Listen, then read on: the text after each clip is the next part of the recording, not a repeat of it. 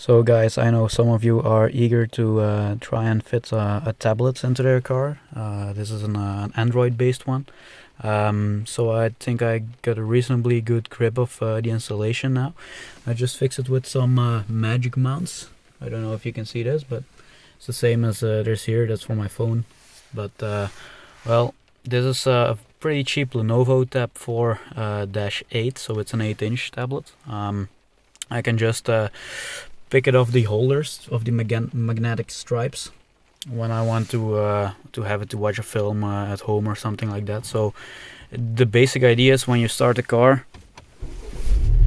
it should power on and throw me directly into my one of my dashboards that I set up for it. So it also should connect automatically. There you see I'm gonna rev it a bit now. And there you see the things I installed or that come pre-installed with this app. You can also switch between different dashes, like you see the range up there, the percentage of fuel, stuff like that. Well, if I rev it now, you also see the fuel flow go up. Obviously, if you're driving, then it notices that you're driving, and it gives you a liter per 100. You can also put it in British miles per gallon and stuff like that for most of you guys are British. So then you see I'm a pretty easy driver.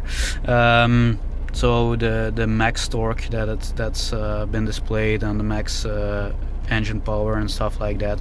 You can also, if you have a manual, see when you were in which gear. Not that useful, but all the other stuff is pretty handy. You can also add another one. The coolant is at 90 degrees because I just finished my trip, but there's some other stuff here. You can see when I rev it a bit, what it's doing. See what's pre-installed, because, well, this gives an NA, because my OBD connection isn't that sophisticated. So if you want all features, you have to buy a bit more expensive OBD. But stuff like this is always most of the stuff is working. Well, the O2 sensor actually is working, but it only works when I drive. I don't know why that is, but yeah. So you can switch between a lot of things. You can also go back home or just watch a movie for whatever I care, but not really recommended when driving. Some pre-installed stuff like the inclinometer.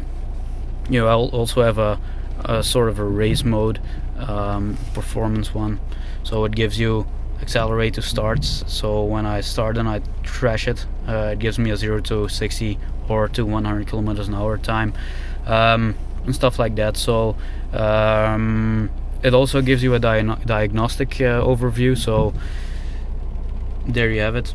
0 fault codes. Well, it's pretty basic, but anyhow, Volvo charges you for doing this most of the time. So you can also add custom gauges. I haven't installed one, but as you see here how it works here, it gives you a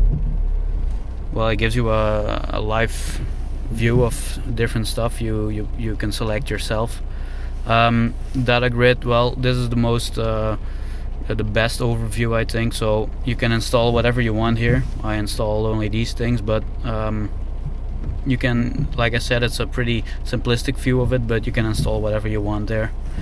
Obviously this is just dash command. So you also have an app called Torque, and that's basically the same thing, but even a bit more sophisticated. You can select stuff to your liking a bit more in detail in that app. So obviously you want it to shut down too. So if I stop the car, it powers off. It gives me the option to fully turn it off, as in turn off the device, but I don't want that, so I just wait a bit, and then it goes off to how's it called, idle mode. So I can tap it and it just starts again.